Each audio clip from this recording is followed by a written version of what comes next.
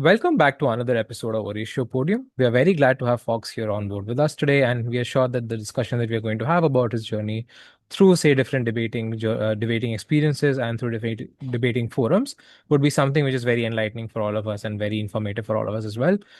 Fox is currently a coach for Harbinger Academy, and those experiences are also something which are very unique and I think would be very good to discuss with our viewers and listeners. Fox, thank you so much for agreeing to come on board with us today and having this discussion with us. Could you say a bit about yourself and give a brief introduction for everybody who is listening in? Hi everyone, I'm Fox. I'm currently working for a debate academy called Harbinger Academy, and before that, I was debating for like almost 3 to 4 years, including the experience where I debate in Harbinger. I think altogether it's almost like 5 to 6 years. I started debating British Parliamentary right away when I was in the third year of my college. So when I was a junior. My professor advised me to attend the national competition. At that time, it was called the FRTRP Nationals. Luckily, I got into the finals, and I have very, very good debating achievements at that time when I started out as a novice. I guess it has something to do with my early experience as a um, public speaking like contestant early on, and I received lots of training from my college professor as well. So yeah, I really love English debating, and I also am currently working to pass on this passion to my students as well. That's very interesting, Fox, because you mentioned a couple of very interesting points, right? Because you say that you started off public speaking and it's a journey I'm pretty sure a lot of people would have taken. So, could you just give us the earliest time that you started out speaking in school or maybe in college, and what that led to public speaking and how that led to, say, debating at the end of the day? So, could you just guide us through your journey a bit more? So, the college major for my bachelor's degree was called International Journalism. So, in my course, there were lots of requirements and trainings for us to speak in front of the camera. And because of that, our professor usually advised us to go to some public speaking competitions because it's very important for us to train the impromptu speaking abilities, especially in English because I'm an EFL. Obviously, we don't use English as the primary language, even in our university, even in our like many of our courses. So most of our courses are still taught in Chinese. That's why our professors think it is probably better if we could attend more English-related competitions and practice our oral speaking skills aside from the course requirements, for example, like English news broadcasting. And that's how I went on to lots of national English speaking competitions. It was quite difficult at the first because especially I think it's relatively easier if you memorize a long script and then just present it based on your memory. But it's a lot more difficult for you to answer the questions from the judges impromptuously and also, cope with impromptu topics, which usually in most public speaking competition, there'll be a very short prep time and you have to talk for like 3 to 4 minutes based on a very simple and general topic or question. So yeah, that's the 2 years I had struggling with impromptu speaking, but I got better along the way, which then paved a very good foundation for my later British parliamentary debate, I think. Interestingly, I think from my first year, I've been going to the tryout for the FRTRP national BP competition, but I didn't get past for 2 years in a row because at that time my speaking skills wasn't really good. And then finally, in the third year, I passed the tryout. Actually, they only like sent 2 people to the competition, and I was the second place, so I barely got in. And that was when I started my debating journey. But then I realized actually BP wasn't that different from my previous public speaking experiences. Because also, I think the biggest barrier for most starters is to prepare for 15 minutes and then speak for seven, right? Which is a very difficult thing. But at that time, it wasn't that difficult for me as well, because I already had so much experience in English public speaking already. So yeah, that's why I got off the ground relatively more smoothly than most of my other like debate friends. Yeah, so in that competition, I think the first competition I got into the national finals, and then I got national second prize. So at that time was a pretty good achievement for like my university because my university didn't engage in the debating community so intensively. Most of my elderly apprentices didn't got into the nationals, but I did. So at that time. I realized that was a pretty good achievement, and it gave me lots of encouragement to go on. Because I think it's quite challenging for Chinese college debaters to engage in debating. The first biggest difficulty is that most of the competitions and the workshops and the materials, you need to pay for them. Especially like the registration fee for a competition costs usually around like 400, 500 Chinese RMB, which is quite a lot if you consider for a regular college student, probably like every month, the maximum of my um, my mom and dad, right? My parents just give me like a few thousand, and one competition cost me like 500. So it's pretty much. And that's also why I didn't attend lots of training sessions or competitions previously in the first 2 years. But luckily at that time, I started to do some part-time jobs. So I have some of my income and I can dispose those money. And therefore, I attended lots of training sessions and workshops. I started to make friends. And I think the process of making friends and meeting people in this circle really pushed me forward. So sometimes when I realize this might be a bit difficult for me to schedule a time to attend a weekend workshop, or when I think maybe a competition is too expensive, but I just, paid through it eventually because they're my friends there. So I think engaging with the community encouraged me a lot to keep going. And then in the process, I progressed and I grew more in learning more debate strategies. I still remember at first. So for the rounds that I lost, of course, I took a lot of fourths. And now that I reflect about it, it's because I make some very ridiculous arguments. Maybe sometimes I talk off topic, and especially I wasn't really aware how I should like make extensions in lower house because at that time nobody actually told me because I didn't have any coaching previously. Nobody told me that you're supposed to speak something new, something more important, and like actively compare this to your upper house.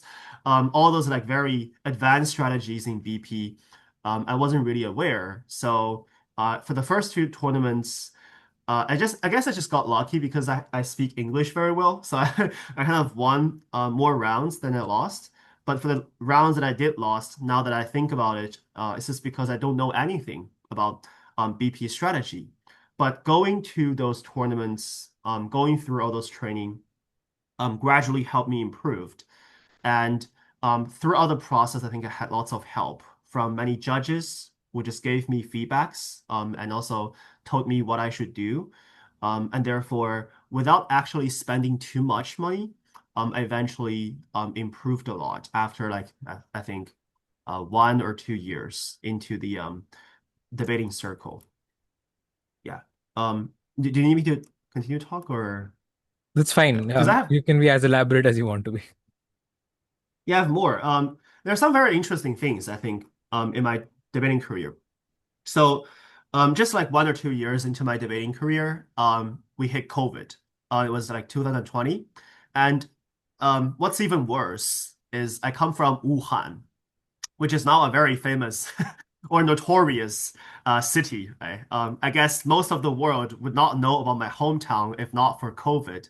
But very unluckily, at that time, I was because it was during the outbreak was during the Chinese Spring Festival, and I was at home. So I was one of the first groups of people who got locked down at home worldwide, right? Wuhanese. At that time, I didn't really have much to do because I have to stay at home and the government would not allow us to get outside.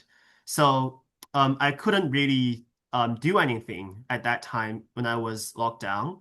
So at that time, I was lucky enough to experience the rise of the digital debating communities in China. So we established the first online spar group in a WeChat group. Also, like I was because I was their first few early founders of it, we got to name that debating group, and then we start to organize lots of spars. So now looking back, very surprisingly, we were able to organize one or two spar for every night, like every day for the whole, like 7 days for a week, right? Going on nonstop. And I attended every spar, like every night, because I got nothing else to do.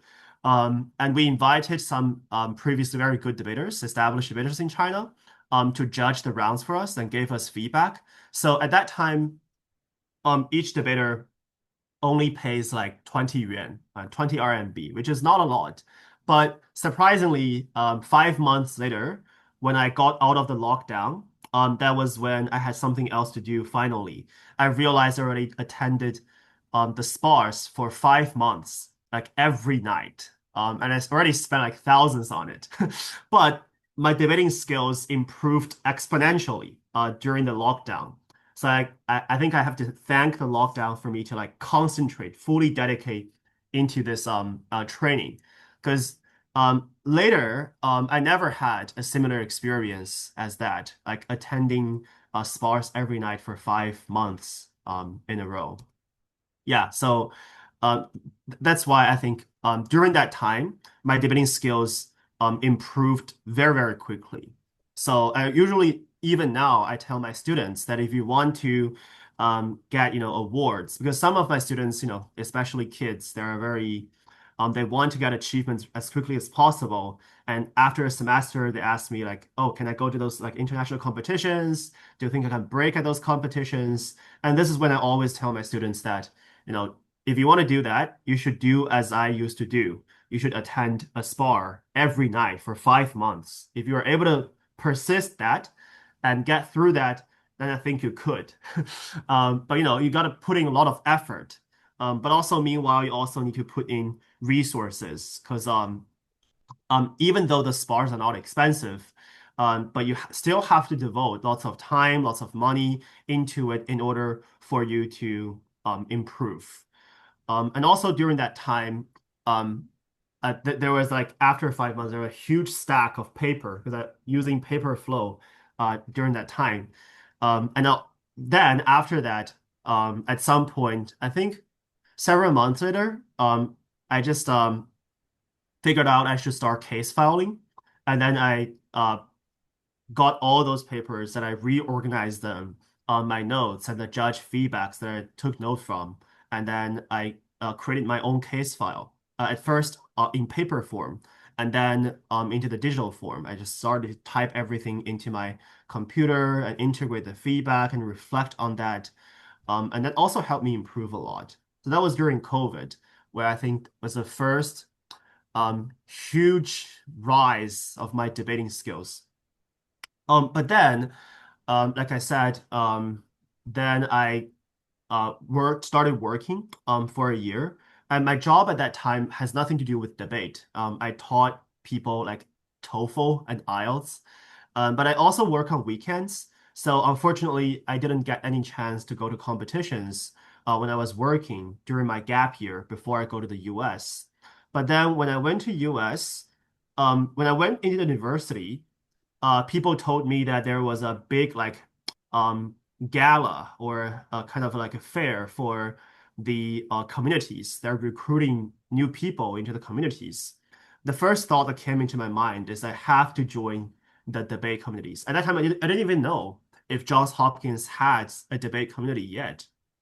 So I just, go on there was a huge like grassland and there are lots of people trying to like recruit um new staff or new like members into their communities.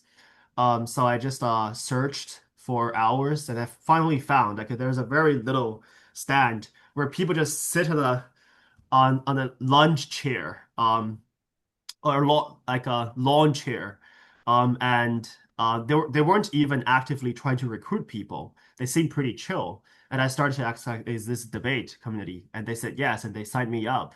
And they had a trial.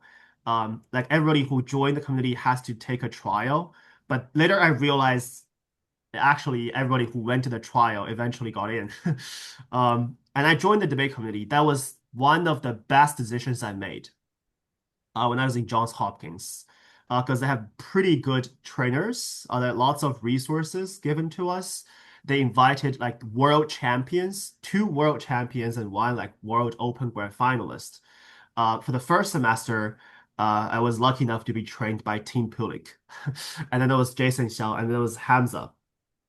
And I also um, they reimbursed many of the tuition on the registration fee for my international competitions. And the senior debaters took me to like Cambridge IB, Oxford IB, lots of very high quality competitions. So I got lots of training as well. But because I had a 1 year gap, at first I just didn't break in any of the international tournaments. And there was still a time where I felt like very frustrated because I went to several international tournaments in a row and I never break in any one of them.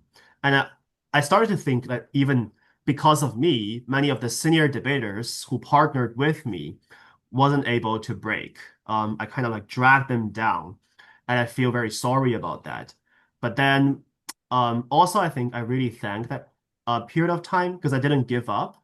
And during that time, I also like because at that time I still need to juggle studying and debate. So it was unlike, I can go to the spars every day, but I did manage to go to competitions every weekend. At that time, it was quite difficult actually because some of the competitions were in European time zone. And I also go to some like Chinese competitions online. So whenever I go to online Chinese competitions, because I was in America, I need to stay up 2 nights in a row, and I just can't get any sleep. So I have to like pour coffee, cup after cup, and to keep me awake. And also like the worst part is on Sunday night because I need to like stay up all night on Sunday night, and then I couldn't get any sleep because on Monday morning I still have classes, and probably like I have to finish a whole day class on Monday, feeling like Walking Dead, and Sunday night I get my sleep like after 48 hours of non-stop debating. Yeah, that was quite an experience. But it was also because of this experience, I started to like get my old skills back, and I started to feel like myself growing. So finally, like I think after half a year, I started to break in international tournaments. First of all, it was starting with like some ESL breaks, EFL breaks. Even I got like first breaking in EFL group in Docksbridge Worlds. And that competition was also like I met with Ting, who was debating within that competition, and eventually I think I forgot who won the Open Champion. I think it was Ting who won the Open Champion. I also like went to observe the rounds. Also, I debated in Manchester IV, debating in Uhuru Worlds. At that time, also EFL broke. And then I started to open break some pre-WDC competitions, also like international competitions. So I got better and better, and also people start to invite me to judge. Um, and when I started to judge, I got a new perspective, especially for late rounds, especially for how to whip. So yeah, that's basically how I grew. But throughout the entire year, when I was in US, because you know how it works, right? Like people from China who go to US, especially for postgraduate degree, the primary goal for them is to like travel. So many of my classmates, they invited me multiple times. At first, they like invite me passionately. They've been to lots of places, like they've been to Florida. I think some of them even go to some other countries, like in South America. They got like visas and travel around the world basically, and also travel around the US. Some of them even got to the Yellowstone. I've been to nowhere because every weekend I devoted myself in debating. And I didn't get any chance to actually travel. Most of the time I just spend my time in my little dorm room, which is pretty tiny, and sit in front of a camera and debate. But it was also because of that, um, I became better very fast during that time. Because every weekend I still debate and I got pretty good experience. And during the weekdays, we also were trained by the top world debaters. So thankfully, the reason why I think I'm able to get a job as a debate coach as soon as I graduate was because by the end of that year, when I started to graduate or went through the graduation process, even before I started the third semester, I already got the job offer from almost every debate institution in China, several offers in Shanghai. Therefore, I was lucky enough to get this job that I'm doing for 3 years now, because basically like everybody in the Chinese debating circle started to know my name, right? So yeah, I think that's the journey I've been through. Pretty interesting, Fox. I think we discussed a lot of different aspects as well. So we covered quite a bit of ground there. Just a couple of things. Let's just tie it back up and then wrap it up in the background process because I think there are a couple of fundamental format differences between public speaking and British parliamentary debating. So do you find anything different, particularly when you were doing them? Were there any things that you found different from what you were doing in China, say in British parliamentary debates, to what you were doing abroad? Or are there any other experiences that you uniquely had which felt that right, the formats here are a bit different, or the way in which people are expressing themselves in the tournaments are a bit different? Yeah, definitely. So first of all, I think the biggest difference between public speaking and debating or British parliamentary is because as a person who did like 2 years of public speaking in college, one of the most effective strategy my professor taught me is to share my personal story, to appeal to emotions, and especially, provide details. Parts of that was very useful because I think BP also relies on details. For example, you need to characterize what does things look like in details, and usually judges expect you to paint the picture, right? But what was very different was now reflecting on that, I think was pretty funny because when I started debating BP in Chinese circle, I treat that as public speaking, and I also tell my personal stories. I even like passionately, I think in one competition, shared a story of my grandfather for for like 3 minutes in my speech. And of course, I got a fourth, and the judge told me, "Yeah, that's not okay." And the judge specifically asked me, like, "Did you do public speaking, bro?" in the past. I said yes. And the judge told me no. It was quite different. You're not supposed to use your personal story to make arguments. And that's when I realized, oh, so I need to like analyze more to the general society or to a specific group of people, but not naming them or not like relying on individual anecdotal or empirical evidence, but probably need to use logic, need to use analysis to tell the judge like how do people think and how do people um do or how the power dynamics in reality really works in order to reach the conclusions. So I think that's the biggest difference because in public speaking, the judges usually encourage you to share your stories, to tell the things that you can relate to the most.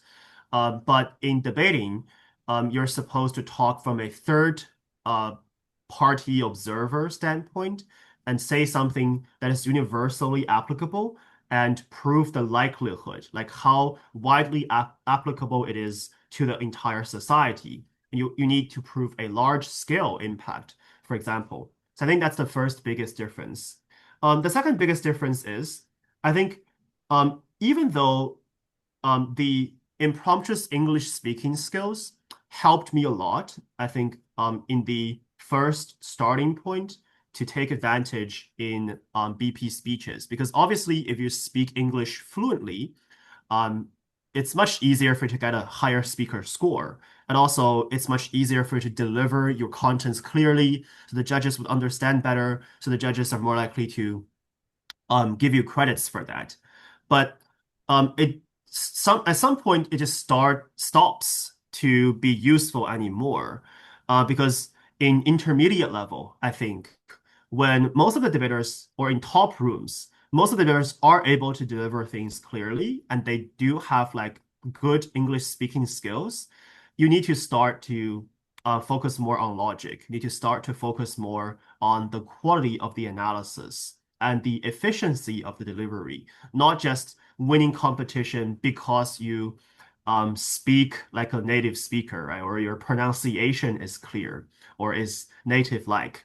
Those things just stops to be helpful anymore. So I think um, especially then later when I started to debate in more advanced level, I realized even like English pronunciation or the use of fancy vocabularies sometimes is not important at all. There are many debaters, world top debaters I've debated against. They don't speak very good English, to be honest. Actually, sometimes their accent can be a bit difficult to understand. And I feel like, hey, I speak much better, like much clearer English than them, and I always lose to them. Uh, they win competitions by landslide, yet they don't have the best accent. They don't sound like, a Westerner or a American or a British person. So I realized actually judges look more into the contents, into your thoughts, rather than whether or not you speak English well. And that's actually what I like about the BP circle. Because I was also doing APDA when I was in US. That was quite unfriendly, I have to say, for non-native speakers. Because usually APDA speakers speak very fast. And in a 7-minute speech, because they also speak like 7 minutes or 8 minutes in different speeches. But the number of arguments in APDA are far more than in BP. They usually give like the spread. They call this spreading. They spread like 5 to 6 arguments with very quick analysis. And depending on how the opponents respond to them, they determine like what they should pick up, what they should drop, and adjust very fast.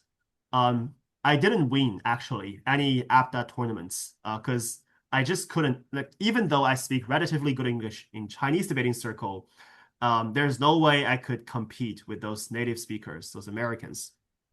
Um, but then when I debated in BP circle, I realized it's far more friendly actually for non-native speakers. Lots of EFL, ESL speakers were able to top the speaker tab actually, even though they have heavy accent. So that's when I realized, oh, judges don't really look much into how well you speak English, but in terms of how good you analyze and you make a strong or compelling case. And then that's when I just completely switched to doing BP. Yeah. Very What interesting. was the other? What was the other question? Actually, I I think the forgot. next part that we were sort of like discussing also, I think which will transition into, and I had the idea for, is you mentioned about how people were having problems in speaking in different native languages and stuff. So I think what we can discuss now as well, since you already explained so much about how different formats work, is that since we are like, I am from an ESL circuit, like I qualify as an ESL, you qualify as an ESL and EFL, as you were mentioning your tournament experiences. So you also said that there are certain English speakers who natively look out sometimes in bewilderment or sometimes in confusion to the way that we speak. So how do you like overcome those issues, and have you any faced any issues or so on and so forth? Yeah. I actually have some suggestions I usually give to my students as well in this regard. The first, I think, is and the most useful method so far I realize is to watch more debate videos. I know it costs a lot of time actually. And to be honest, when I first started watching YouTube debate videos, um, most of the things I just don't understand, especially for those like people who speak very fast. Uh, Naomi Panovka was one of the first speakers I admired. I watched many of her speech. Didn't understand most of them because she speaks like so fast. I had to like slow down, right? Adjust the settings of the video to slow down to understand, oh, th th this was her analysis or this is what she meant. But even so, I still give my students the suggestion that even if you don't understand most of what they said, you should still watch it. Just keep it going. Or maybe just open a video. If you don't understand it, watch it again and again and again. Like watch it 5 to 6 times. I think number one, even if you don't understand, your brain start to pick up the speech pattern, like the rhythm, the where did they stop, where did they emphasize, and the common sentence structures they use, the common ways of expression they use. Even if you are not able to follow their strain of thought and make sense out of it, but I think human brain can be qu quite flexible. They're able to, adapt to the speech pattern and pick up the useful things. So I think one of the lessons that I teach my students is also just play the debate video as a background when you are, for example, like standing up in a line or going on commute. Just listen to it, even if it uh, doesn't like completely make sense to you. But I think, still, over time, you're able to pick up the way of speak for many of the debaters. But also, I think another way that's very important is to slow down and do some flowing when you listen to videos. I used to just transcript. I do lots of transcript when I was in US. Um, Both for lectures. So there are debaters giving matter lectures, and also I transcript many of the speeches that I just really think are super good or high speaker point speeches. I had to like stop every few seconds or rewind every few sentences. So usually flowing a speech, I still clearly remember I used to flow a speech from Naomi, and it took me a week because I used my fragmented time to flow that speech, and it took me an entire week to flow an entire speech word by word. And then I start to analyze the speech and integrate her analysis and use that for some of my speeches as well. That's what I usually say. You should steal from the best speakers, their analysis, their arguments, their ideas by flowing their speeches and then use it as your own. I think that can be very helpful for you to improve your way of speaking. Very interesting. There are a lot of different pain points that I have also faced personally when I was doing this because as this debater who doesn't really follow through a lot of English, but then also somebody who now speaks very fast as well, it becomes really like problematic for me to sometimes get the accents of certain people correctly down because that might also be confusing because if they're speaking fast, their accent is a bit confusing. If they're, for example, from a country where I'm not that familiar with their speaking tongue and their way of pronouncing different words, it does become confusing for me. So you mentioned quite a few interesting drills, right, which people can use to get better at identifying speeches, at improving their speech structure, and so on and so forth. So I think those will give people a lot of like information points about how to do it better and how to do it differently as well. The last thing that we can sort of discuss in this section is that you mentioned a bit about your experiences doing APDA. So, what are inherently APDA formats like? Because I think a lot of people, apart from people in North America, probably a bit in South America, don't really know a lot about APDA formats. So, could you just give us a brief overview and your thoughts about them? Yeah. So I think very interesting thing about APDA or APDA is they allow the government team to bring case.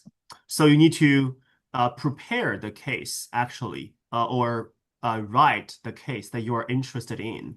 You need to write both pro and con case. They say pro and con or gov and op case, because your opponents are allowed to choose the side they want to be on. And then you, as the government team, can present the case first, and then the opposition team, without any prep time, need to directly respond and directly like make arguments against that case. So it was quite challenging format for opposition team because they need to listen to a case they've never heard of and then come up with a counter case quite impromptuously. But the government side has a good advantage because they were able to also prepare blocks, prepare rebuttals, pre-write lots of materials. um, in order to like take advantage. So that's a very interesting thing, because usually debaters write the cases that they themselves are interested in, but are very niche. When I was debating APDA, there was a team from I think the George the Georgetown what was University. the yeah, Georgetown, yeah, Georgetown University. They wrote a case about like Australian kangaroos and like the preservation of kangaroos. Basically, like during the time there were too many kangaroos and the government like asked people to hunt down kangaroos, stuff like that. I forgot. Like it basically was that. I know nothing about. And I was quite surprised. Like why should we debate about like kangaroos? But I had to defend against that case as well. Yeah, so it's quite interesting. I guess the bright side about it is that it encourages debaters to bring up issues that they themselves concern about, that are more diverse instead of allowing the chief adjudicator team or in BP we have a bunch of elitist debaters, right? Top debaters being the CAP, and they make the motions. Many of the motions you don't necessarily want to debate about, right? Many of the motions you find a little bit unbalanced. But in APDA, they adjusted for that by allowing the Gov to bring case. The other thing is, if the Gov case was too advantageous, right?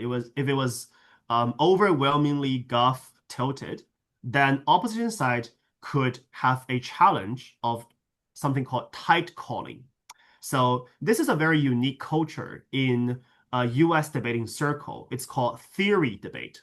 So theory debate says that you could debate outside of the debate. You could argue that we shouldn't debate about this motion or this resolution because it's too unfair. You could argue that it's too unfair because the government side had unlimited prep time, right? Obviously, or their case was not arguable from opposition side, and therefore, you can argue that their case basically is a wasteful case, and thus, for that matter, we should win this debate because they were being too unfair.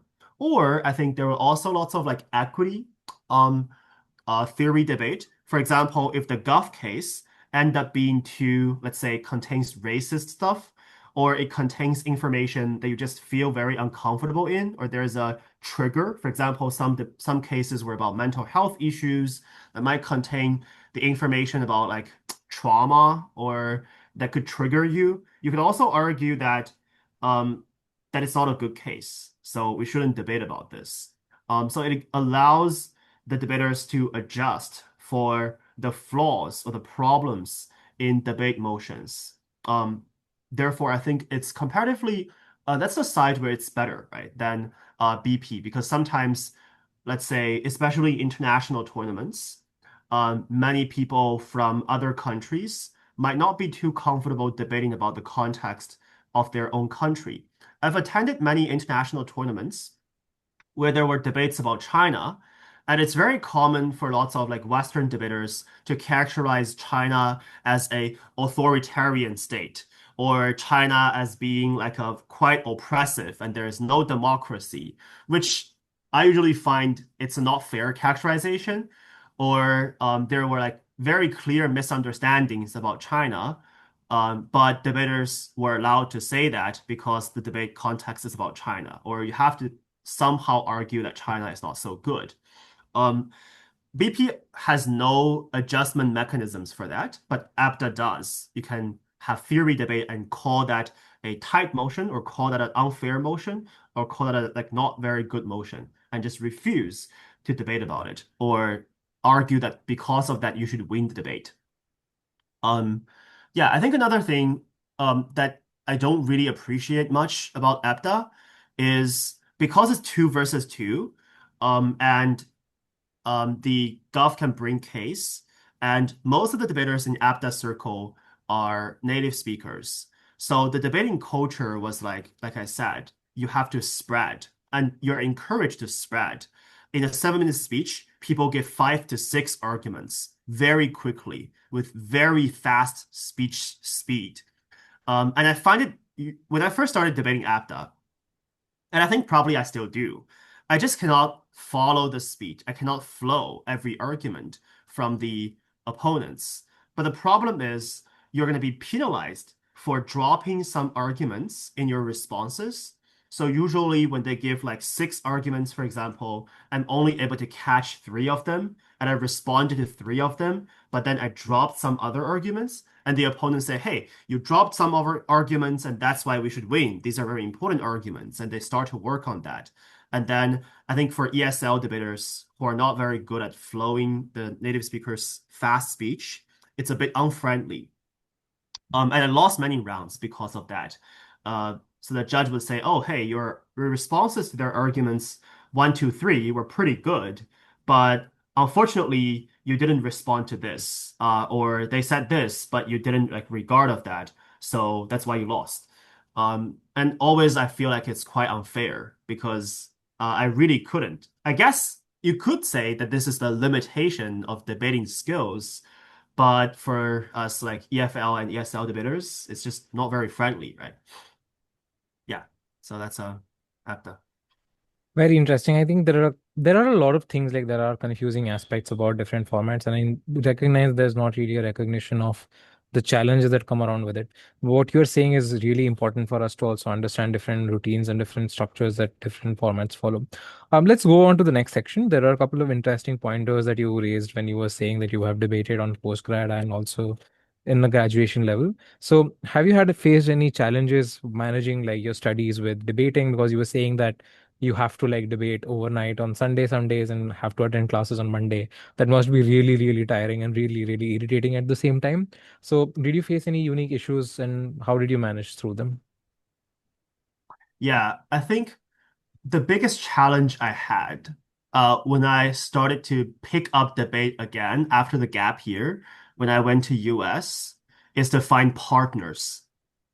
Um, I think because of two biggest issues. Number one, because I'm an EFL debater and I'm one of the only EFL debater at that time. So many native speaker debaters who also did high school debating because many of the college debating community members did public forum debate. It's a high school debating format in US. So they already had like at least 3 years of debating experience and they were pretty good debaters as well, and they speak much better English than me. So it's very difficult for me to find a partner that wants to go with me, even though there was a pro-am culture in our debate communities. So there were several times where the seniors in our debate community took me to tournaments. Unfortunately, because at that time I was starting to recover from my gap year, I didn't do debate for a whole year. I wasn't really good, so I didn't break in any of the tournaments there. Over time, words start to get out, like Fox not a very good debater, and it's just very hard for me to find a partner who's willing to go with me. So I had to uh pro-am myself as well. Had to like took debaters who had no debate experience, don't know anything about debating. Maybe they're just very interested in debating and just want to try out stuff. And I had to partner with them and go to the tournament. And of course, that was also very difficult for winning tournaments because partners are not really understanding how debate really works. And I, as a not very good debater at that time, had to teach them the basic rules of British parliamentary debate. So it was very difficult. And then also I started to debate in Chinese circle because at that time, not a lot of people know about me. Because first I started out debating very late, and second I took a gap year. So during that time, many um, competitive debaters at that time in China don't know about like who is Fox. And therefore, it's also very hard for me to find a partner that's willing to go to tournaments with me. So for many of the very challenging international tournaments, I need to partner with very novice debaters. And I think that's also quite frustrating experience, both for me and my partner, because sometimes I really, really want to win. And I just would tell my partners or even like try to write parts of the speeches for them, and I would tell them, hey, say this. This is very important to mention. But I guess nobody likes to be taught how to debate, especially during the rounds. And at that time, I think partnership become very difficult for both me and the people who I go to tournaments with. Um, so yeah, that's one of the biggest challenges. It only got better after I broke some tournaments and people start to know my name, and I get better and better partners only after a while. So I think even though people say debating community is a very friendly circle and it's, people are very encouraging, which I think is true, but still it's very cruel because it's highly meritocratic, right? People judge you by your debating CV, and they would choose partners based on your debate achievements, usually not based on your debate passions. On one hand, you could say that this is fair because everybody wants partners that are equivalent to their skill level. But on the other hand, this can be very tough for novice debaters or for debaters who used to debate but are trying to recover because of the gap year or returning to the debate circle. There needs to be a process where you struggle a lot and find it hard to find partners. I think this is also a problem in many universities because some universities will get large debate community. For example, because there were some elderly apprentices who were very passionate about debate and they coach their own institution's debate community. Therefore, you have probably many good debaters, and it's easier to partner with someone. But from the university where I came from, when I was doing my bachelor's degree, there weren't many good debaters, and our professors wasn't really like devoted into coaching debate, rather devoted in coaching public speaking. So we didn't have a mature debate community, and we were kind of like excluded from the larger debate communities in Beijing because my university was in Beijing. The same thing happened when I was in US because, like I said, only like 30% of the resources, maybe from Johns Hopkins, were devoted in BP. Most of the resources were devoted in APDA. So at that time, the BP community was also very small, which also made it more difficult for me to find a partner who go to BP tournaments because most people in our debate community only go to APDA tournaments. So yeah, that was a major challenge, I think.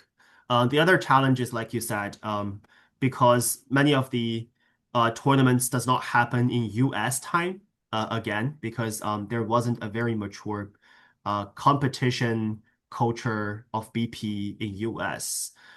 Therefore, many tournaments are in European time zone or Chinese time zone. So I had to like stay up very, very late when I was debating in US. Yeah, and that's why I think it's pretty challenging. But I think recently it got better somehow.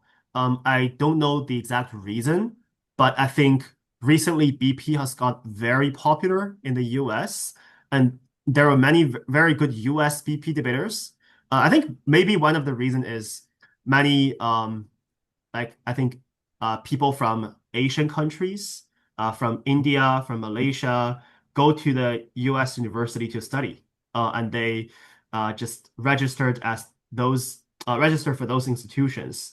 Also, there were a lot of exchange studies. Maybe there are less because of Trump's policies. But recently, I observed that there are lots of very good US institutions like Dartmouth, who just won the 2025 championship. Yale has lots of good debaters. UCLA. Yeah, basically there Columbia, I think, also was pretty good. Many good USBP debaters. So the culture kind of like rose. It was much better than when I was in US in 2022. Um, yeah. But still, I think for BP, most of the good debaters are still in European countries or in Britain as well. Or I think in Southeast Asian countries, there were top BP debaters. Yeah.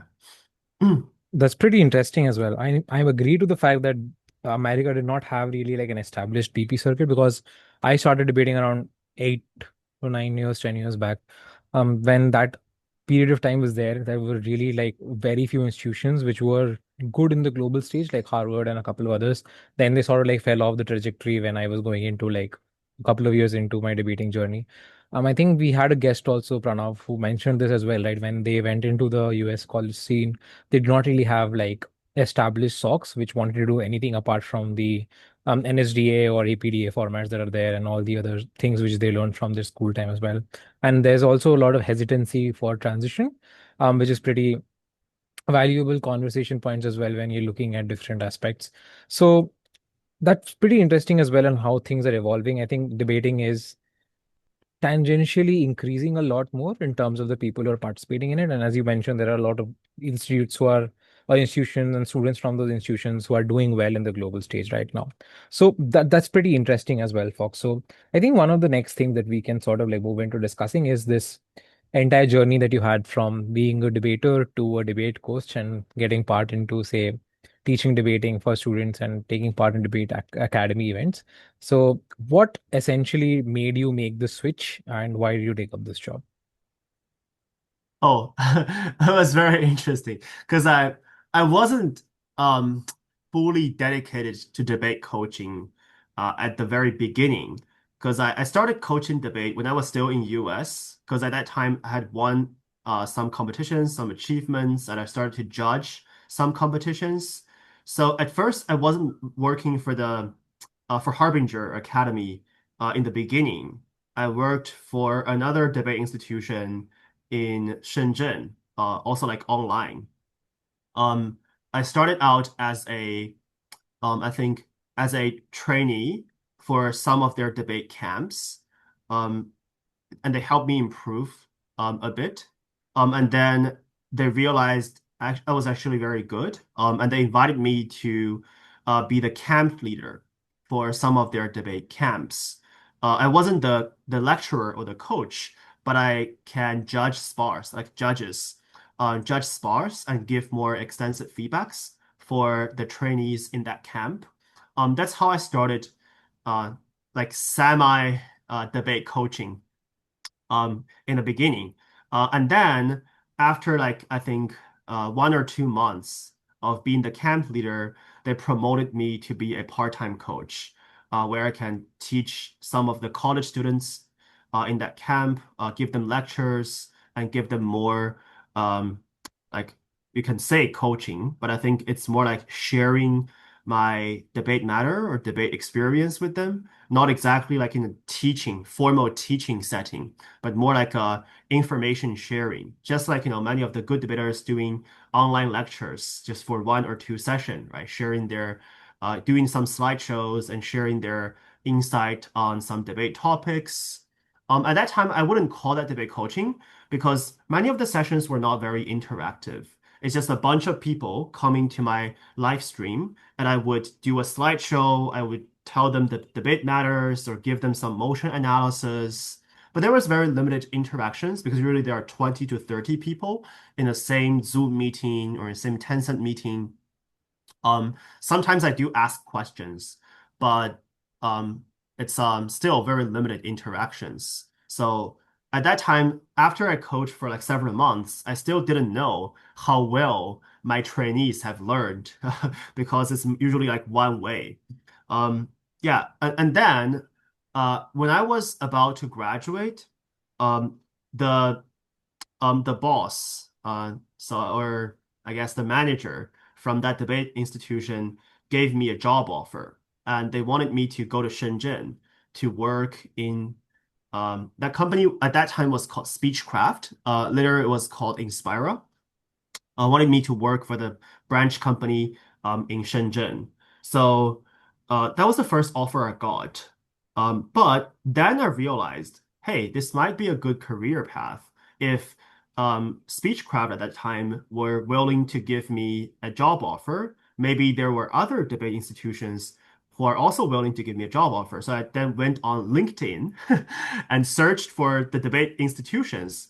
And the first realization I had is most institutions actually reside in Shanghai because of the very good like international education culture in Shanghai. So I applied for all of them. So at that time, there were I applied for learning leaders. There's another institution called Dialogy, and also one of my friends invited me to the boss who I'm working for right now in Harbinger. And luckily, I got offer from all of them. Like I said, at that time, the debate institutions were expanding and they were in desperate need of hiring debate coaches. So then, the reason why I end up picking the job offer in Harbinger is because they pay me the best. Not a very, yeah, not a very noble reason, but yeah, they did pay me the best. And I think the reason why they were willing to pay me more is Harbinger or the institution I'm working for right now wasn't a BP institution, actually. They mainly did public forum debate coaching. All of the coaches were specialized in PF. And at that time, there was no BP coach in Harbinger versus I think in Speechcraft, in Dialogy, in Learning Leaders, all those other companies, they already have some BP coaches and WSDC coaches. So I was the first BP coach in my institution, and the boss wanted me to open basically a entirely new project in WSDC and BP, and that's why they were willing to give me a bit more money for that because there was like more heavier workload. Yeah, and that's how I took the job offer, and then right after I went back to China, I started working in Shanghai. Yeah. Pretty interesting. So, any unique experiences while teaching children, something that you could say as a unique story that you had when you've been teaching people? Yeah, I think there are lots of stuff I think I have really, really deep feelings about. Number one is interesting, like I said, our debate institution used to major in public forum debate, which is a format that's very different from BP because it's also a US high school debate format that was evidence-based. So the motion are prepared motion, where they call it resolution. And you are allowed to search for academics information sources and articles to back up your claims. They call this the evidence, and they need to use evidence card. This is very similar to the policy debate in the United States. So, therefore, I think most of the debate students in our institution, and I think also many of the debaters, high school level debaters in China, already got quite used to this thinking pattern.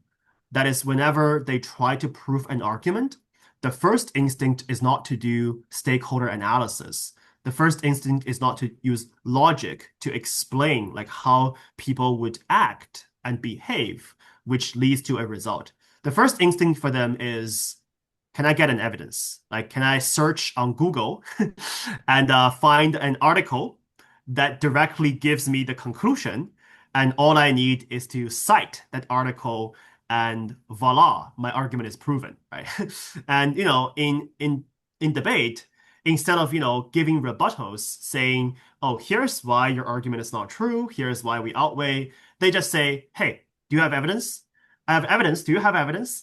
Or like, where's evidence? And judge, they didn't give an evidence, so don't buy their claim. Yeah, it took me so much effort to try to help my students adapt to a non-evidence-based debate format. Because I have no personal issue with PF. Especially I think when I later watched many PF debate videos in US, I realized the US debaters in public forum circle actually do use a lot of analysis, and their logic was pretty fine. But somehow when comes to Chinese debating circle, I guess it's because inherently debate is very hard. For many like middle school students, imagine a 12-year-old studying English debating. You can't really, ask them to use very complex logical analysis, let alone that English is not their first language, right? So I guess evidence is the only thing they could make sense of and they could rely on. And then somehow they just adapt too much into this type of way of proving argument. And somehow it just ruined their logical analysis thinking pattern, because whenever they want to prove something to be true, their first instinct is never, why is this true? Or what is the underlying reason for this? But can I find a source that proves this? So the first and biggest challenge when I started coaching debate is trying to tell my students, you should first stop searching on the internet and stop, plagiarizing from other people's academic articles and start thinking about the underlying reasons behind certain phenomena that you observe by yourself. Trying to identify who is influencing for this result or this phenomenon to happen and what are they thinking about so that they try to take actions which eventually lead to this result, right? And then, weighing the arguments, uh, basically reviving and bringing back the good old, logical analysis stuff to many of my students. Yeah, that's the first like biggest barrier for my coaching. I think even till now, I still have to say debating is just very hard for young students, even though I use many ways and for these years I've evolved my ways of teaching. Young debaters still find it hard to grasp the skill of logical analysis. I couldn't really blame them. I guess it's just because in China, and I guess in every other country as well, people who debate start to be younger and younger.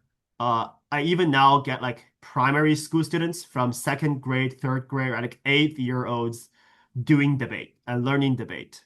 And they also like expect the coaches to bring them to competitions, and they do expect to break in those competitions, which is really, really hard for them. So yeah, they get younger and younger, and which makes debate coaching become more and more challenging, I think. I think the second uh, biggest issue I had when coaching debate was my own problem, which is I need to transition from the mindset from being a debater to a debate coach. There was a huge gap, actually, because being a debater, or I think coaching college debaters, like I said before, my coaching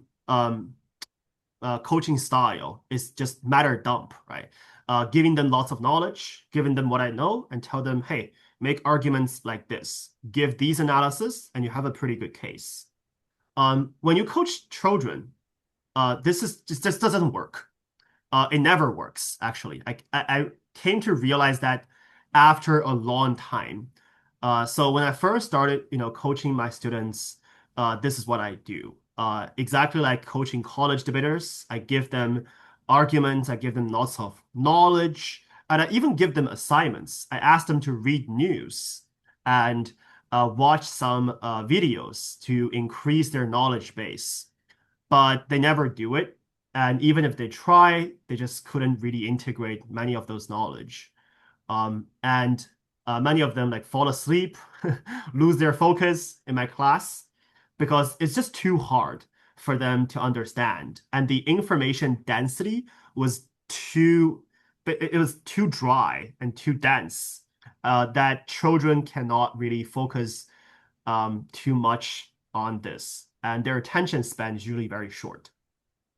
So yeah, and then later on, I realized because I think coaching is a very new profession in China, and I really didn't have any career or professional coach for me and teach me how to be a good coach. I had to reflect and think about it and talk to the students, for example, to figure it out by myself how to be a better coach. And it took me a very long time to realize, oh, I need to design classroom activities. I need to give more chances for the students to talk and give them feedback based on what they were able to make sense of. And I need to decrease my lecture contents and allow the students to take time to understand what we are discussing about. I need to slow down and also dump down many of the concepts. I couldn't really use lots of the academic concepts or even some debate strategy concepts. It's just very difficult for them to understand. For example, many of the students take a very long time to understand what does it mean by comparative, or what is like a framing, or even I think they don't understand what is characterization, because characterization is a very complex word, right? If you think about it semantically, like what is characterization? And then later I used description to replace the word characterization. And later I then even replaced that with, oh, you need to describe what the people are thinking instead of saying the word characterization, right? Because students just don't understand what that means. Yeah, it took me a very long time to develop a new type of um, like vocabulary to tell my students and help them to make sense of the debate strategies, to basically dump everything down so that little kids were able to understand and they were able to like feel confident about learning it. Because the thing is, if you give too much complex things to the students, they start to lose confidence. They start to think, oh, debate is too hard, and probably I'm not able to be good at it. The reality is they could be good at it, and many of them are really talented debaters. But if you destroy their confidence first, many of them who could have become very good debaters just end up, quitting debate in a very early age, and that's a shame. So right now, I think I've came to lots of like new realizations, and I have this habit of like every semester I would change and update my slides based on the teaching materials based on the new lessons that I realized or I came to understand from my last semester's teaching experience, and just gradually adapt my teaching styles to make them more friendly to lower grade level students. Great. I think there are a couple of very interesting tidbits there, right? Because I've taught a couple of students and I know how disincentivized they become when they do not win anything. They're chasing after accomplishments because they have a short school life, and they're usually using this for college Yeah, applications as well. Many of my yeah. students in India have done the same thing. So it becomes very hard for them to digest a lot of things, but also accept that this is a journey and that they are improving not just in debating Mm, probably, but also as like a person who is better logically, who's better at communicating. They don't take this as an activity for doing that, and I think that becomes a very hard message to go through to the children as well, which I've tried a lot to do. Regrettably have failed a lot of times, because students get depressed also very easily these days. They get very sad also in terms of their successes and losses as well. So we've discussed so much extensively about different things. So just as we close off, Fox, could you just give me a bit of like suggestions or tips that you would have for university debaters or school debaters when they're going into the activity of debating? Any drills, any thought processes, any tips that you have for them, or advice that you would like to give them? yeah, definitely. Um, I think first of all is this is a mentality thing that I also always tell my students, which is I think debating is a little bit against human nature, because it is human nature for us to don't like being judged. Um, and we fear of being judged, especially being judged intellectually. Because usually, like if people say that I look ugly or I'm not handsome, I'm fine with that. But if they call me stupid, I would take it personally and think it's an insult, right, on me. This is usually happening in debate, because if the judge give you a loss, or if you are not able to break a tournament, somehow you think this is equal to you being stupid or less smart, less intelligent. But actually, I would say it's just a matter of experience, right? Or sometimes we over glorify the top debaters because we think, oh, they're so smarter than me. Like it must be their brain structure is different or something. Or they're like this big super dinos, right? Who have all this like halo effect. Truth is, they just have more experience, and they just, were in this activity for long enough that makes them seem better at it. It has nothing to do with IQ or intelligence. Or maybe even if it does to some extent, I think you are able to improve as you dedicate more, as you devote, like I said, more money, more time, more energy, focus into this, and just everybody would grow if you really put your passion into it. nothing to do with like someone being stupid. Unfortunately, many people don't realize that, and they think, oh, if I don't break in tournaments, that must be because I'm stupid. Or if like I think especially for many school debaters, if they win one or two competitions, they get too cocky, they get too proud, they think, hey, I'm God. It's very easy for debaters to develop this God complex, right? Where they win one or two times and they think, oh, I'm so smarter than you. You are so dumb. I think either mentality was very healthy. So the first suggestion I would give to many debaters is that we need to get used to being judged and don't take it personally. Just take it as this is a mindset that I usually have. Take it as an advice for my case, in particular in this round, or the quality for my argument. So I tend to separate myself with my argument or my case. My case is my case and me is me.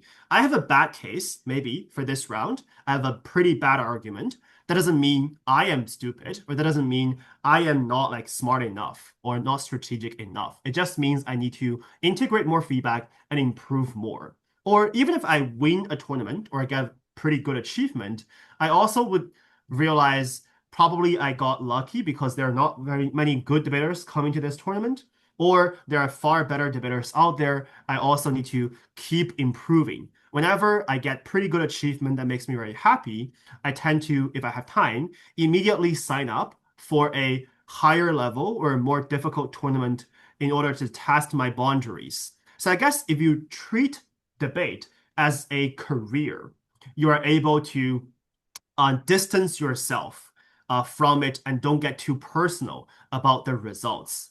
And I think this is especially important for many school level debaters. Like we said, right? Many of them probably really care about the winning or the result because they need it for pragmatic use, like applying for college, or because their parents give them a lot of pressure, because they somehow need to, when their children get debate achievements, they post it on their WeChat moments, they post it on their social media, and they say, "Oh, I'm so proud of you." Actually, they're proud of themselves, right, for uh, cultivating such a good child or whatever. And if their children lose, on the one hand, they say to their children, "Oh, I don't care much about results. I'm not so like obsessed about results." But in fact, they are because they would grill their children like, "Why are you losing? And why did you not like behave very well?" And they grill the coaches as well. Like, "Hey, why is my child like going to several tournaments and never breaking any one of them?" So I guess this kind of mentality is only going to become better when you distance yourself from debating and treat debating purely as an activity. Just like, people play video games, people play basketball, people play all kinds of, sports activities and play chess. And debate is one of them. It has nothing to do with like you being a glorious or like smart person or not. And only with that kind of mindset will you be able to continue to grow and not feel too frustrated when you meet with some problems. I think this is also very important for partnering, right? Because from my observation, partnering can be a very frustrating experience. Also, I just mentioned about this a little bit more. Because if stronger individuals don't want to partner with you, you kind of feel being despised. Or all the people, especially as a coach, I need to help my students partner a lot. And every student who comes to me seeking for a partner says, "I want a partner that's slightly stronger than me." Maybe not too much stronger, but at least I expect a better partner. But if look, like everybody expect a better partner, then we can't really partner any one of them, right? It's just like a logical deadlock. So I guess, this is also a mentality people need to adopt, I guess. Because I personally, like I said, started debating not with very good partners, and I still were managed to improve myself as well. So I guess even though partnering and teamwork is very important, sometimes we have to accept the fact that we can't always find the most ideal partners. And maybe sometimes we even lose debate or fail to break or at least fail to perform at our expectation for some competitions when we don't have a particularly good partner. But at this point, I think it's just very um, not okay, I think. And I always tell my students this, to blame your partner for not breaking or not having achievement, because I think many of the debaters, even college debaters that I coach, tend to blame their partners a lot, especially if they didn't perform very well, and there are lots of conflicts. I think pragmatically, if you blame your partners a lot, people stop wanting to partner with you, and it's becoming only more difficult. But B is that um, even though sometimes you don't have a particularly strong partner, BP is a game that you could also perform better. It can also break if you did better, right? So if you lose, it's both of your problems. It's never like one person's problem. And if you win, you should also reflect on yourself and how you could improve. So I think putting too much expectation on partners is a very toxic mindset. And that's also why we shouldn't blame our partners a lot. We should always be supportive to each other. When we lose, um, I think it's just say, it's okay, or here's how we can improve. Focus on how we can do better in the future. But if we win, even though sometimes I know, oh, because my speaker points are higher, but it's quite random. And I also thank my partner a lot simply because they're willing to partner with me. I feel very grateful for that because otherwise I wouldn't be able to debate if I can't find a partner, right? So yeah, that's also a suggestion I think is very important for especially debaters who are newly coming into this activity. Just don't care that much, don't care so personally, and don't take the win or lose or negative feedbacks too personally, and think more about how you yourself could improve instead of blaming the partners. And I also think, okay, some people like to blame the judge, which is also a very unhealthy mindset. They say, the judge is too lay, right? Lay judge, or the judge doesn't understand what I'm saying. The judge is too unfair.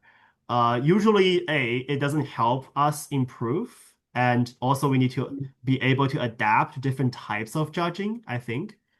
Blaming the judge, especially after the round is over, does no benefit for a debater, right? So most of the time, what I do is I try to communicate with the judge, get their perspective, and even if their perspective is different than mine, I just integrate it. I think people need to integrate the fact that debating is a subjective game and people have different types of perspectives, different types of justifications. Sometimes you could entirely flip the ranking and still be able to justify the ranking as well, because just different people have different emphasis on different burdens of proof, for example.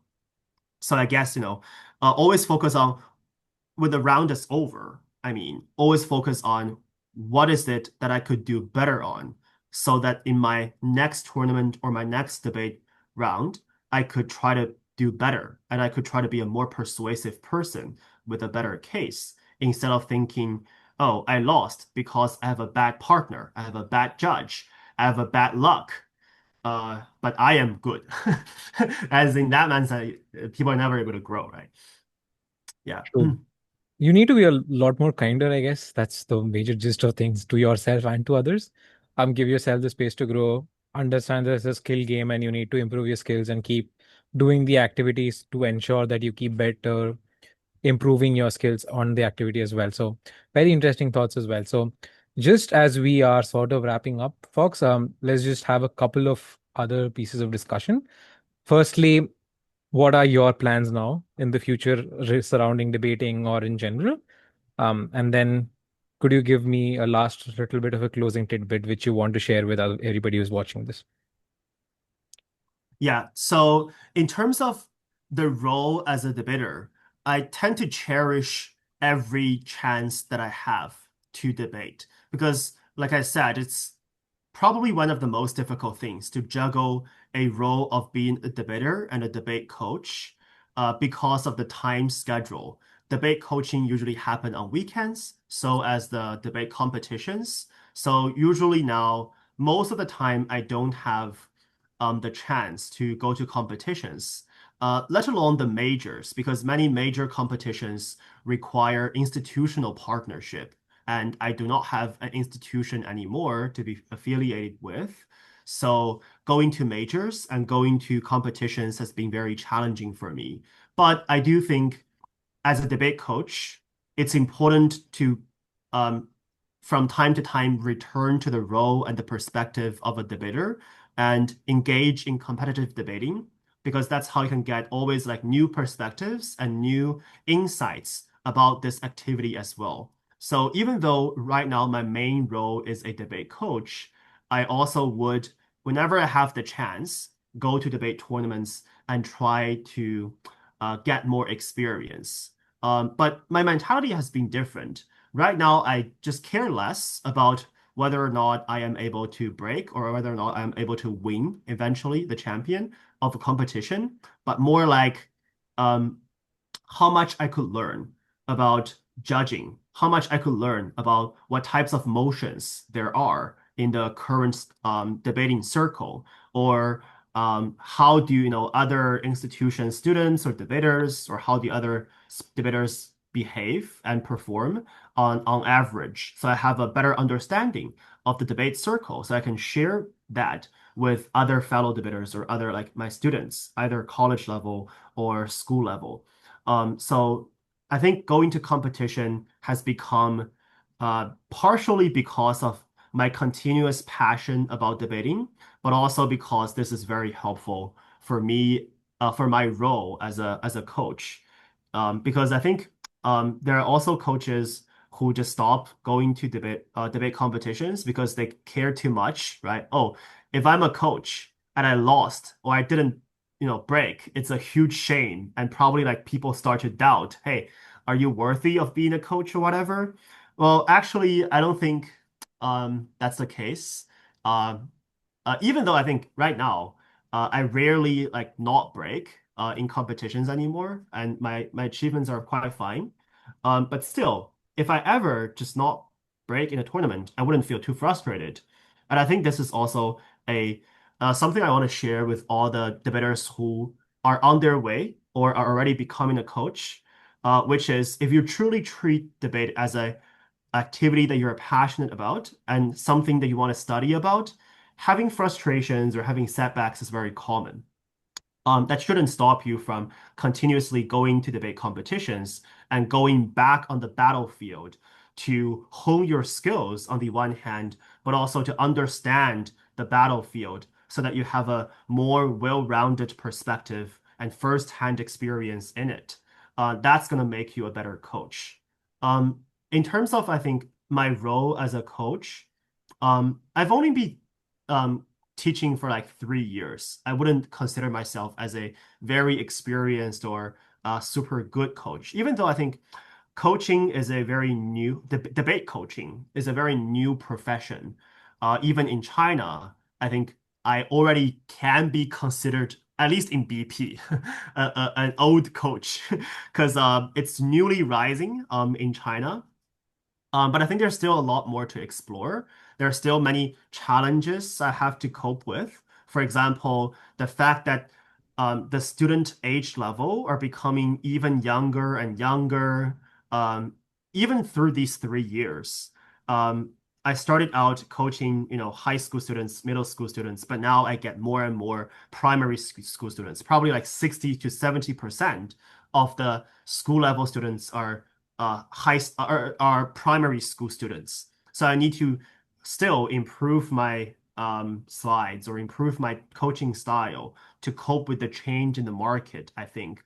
Um, and also, I think one thing in the end I want to share with is coach debating has always been a small circle thing, right? Has always been a very niche activity, partially because it's high barrier, it's requirement for huge devotion of time and efforts, partially because it's just from the outsider's point of view, it's very boring, pretty nerdy activity. Not a lot of people are doing this, even though those of us who are doing this are crazy about it.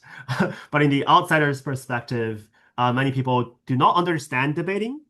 Many of them even have misunderstanding about debating, thinking that, oh, it's just, arguing, right? It's just like being against everything that you hear. People don't want to date debaters because they think they're very intimidating, right? Like, oh, what if we get into an argument and they could never agree with me?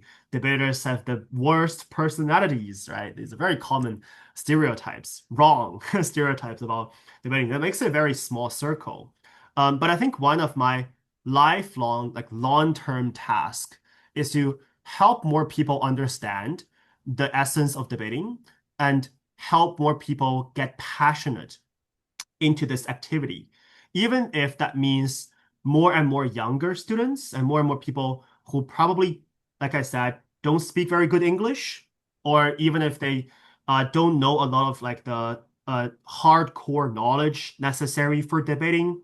But still, it's important to just include and engage more people in this activity, even if they don't do well in the first beginning, but try to help them grow a type of passion about debating. And one of the most important thing for that is to understand what this activity specifically entails and what this activity specifically includes. What are the fun part of this activity? For example, the element of being in a community, the element of being able to always try to explore the deeper structural reasons behind phenomena in the society, or the idea about analyzing the power dynamics of the world, breaking down the social injustice, stuff like that, I think are going to intrigue more and more individuals and help them develop critical thinking and understand debating as a good activity that worth spending your time on. I think that is probably the most important goal for me as a debater and a debate coach, as someone who has done this activity for so long. And that's also why I think your interview is very, very valuable as well, to share more voices, right, to the larger community. Yeah. I'm glad that you see it that way as well, because it things like these are sort of things that I missed a lot when I was doing this activity. I'd never really had an idea about the existence of this world of parliamentary debating or school debating when I was in school. So this initiative is sort of like geared towards having that access point for people, and I'm glad that people like you have contributed so willingly and happily to this cause. Thank you so much, Fox, for coming on board with us. It's a Thank very you. good pleasure to have you on board here, and I'm pretty sure the viewers and listeners will get a lot of information points as well as a lot of knowledge from what you've discussed today. We hope to have you again soon. Okay, thank you. Bye bye.